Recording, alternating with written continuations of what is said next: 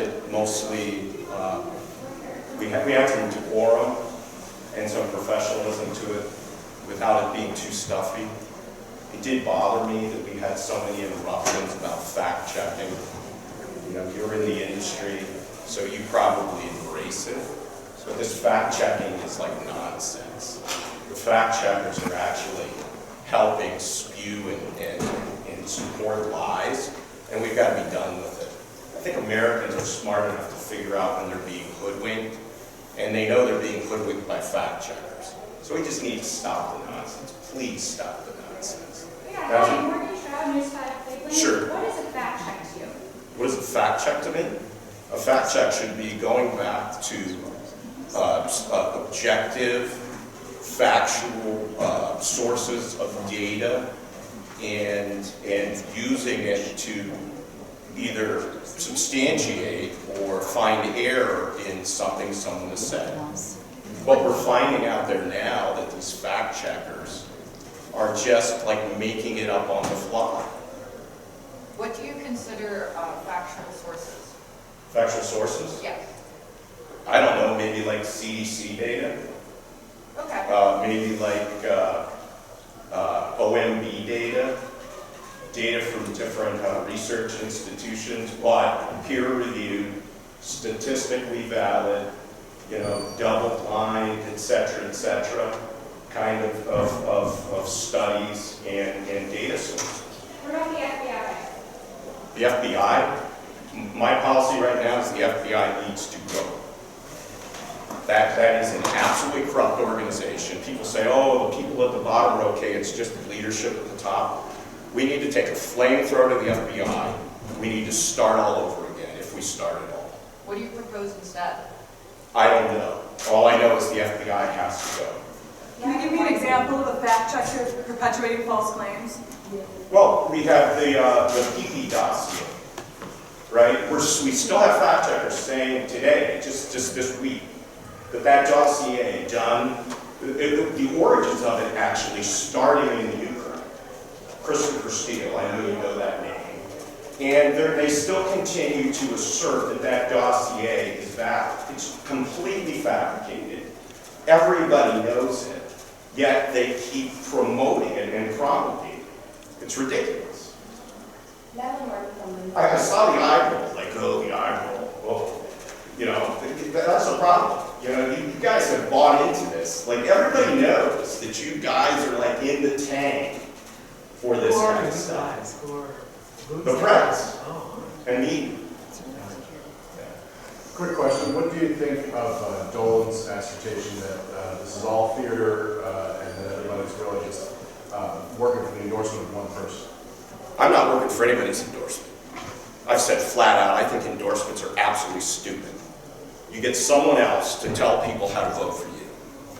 I've been running a grassroots campaign. I've been in 88 counties. I've been to 70 plus fairs. I've been working hard to get the message out.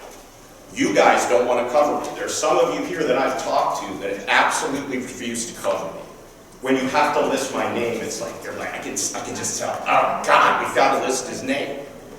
Because you even though you're leftist leaning, you love to support the swamp and Republicans. You love that kind of uniparty, kind of codependent cesspool of corruption. And you have to do some work to cover me. And you know what some people have done? They've interviewed me for hours and written nothing. Let me tell you, I am polling ahead of Dolan. I am probably after tonight polling ahead of Jane Timken. I am right there with Mike and Josh and JD.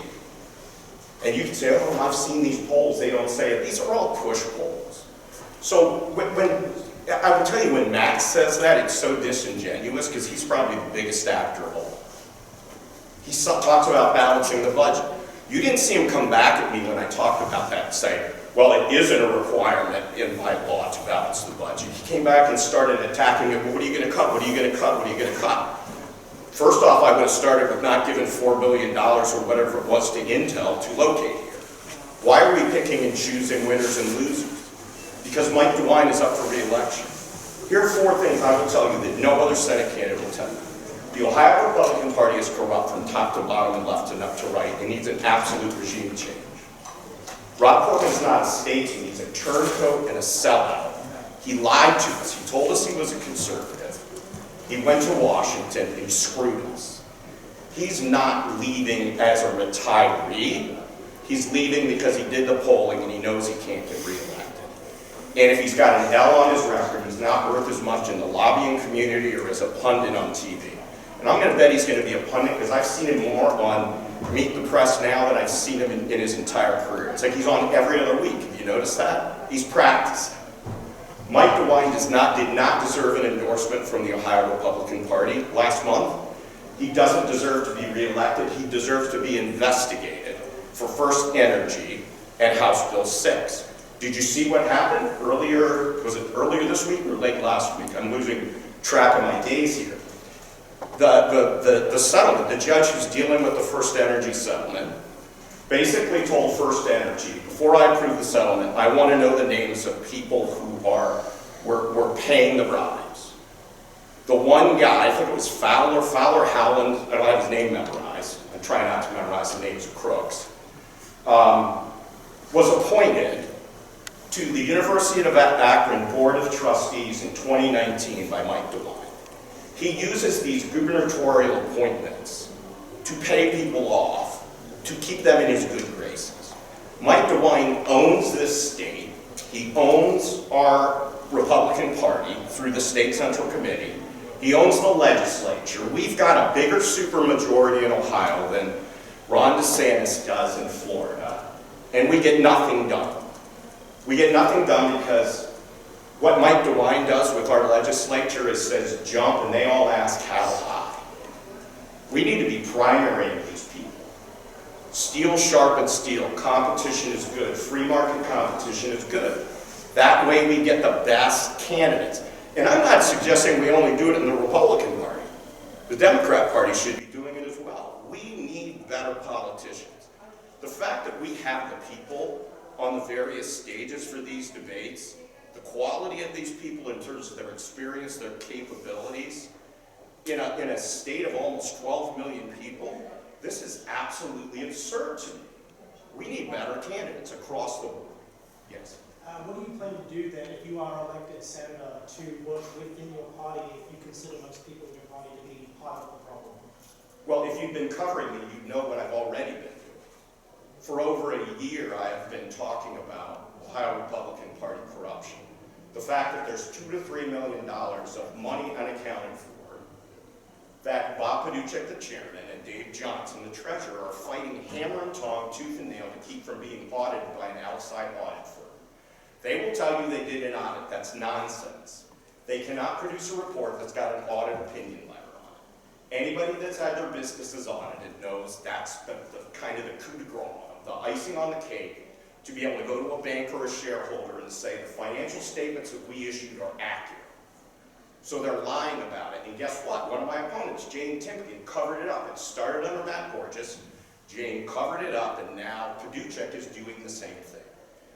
I like to say we can't go demolish their house until we clean ours up. Otherwise, we're just flat out hypocrites. You know what, no, we're sorry. You can hear that, that's 10 minutes. So thank you all, we've got to bring in the next candidate. Thank Let you. me give you my cell number if you want to call me. 614-499-0599. 614-499-0599. Thank you. Thanks a lot. Thank you very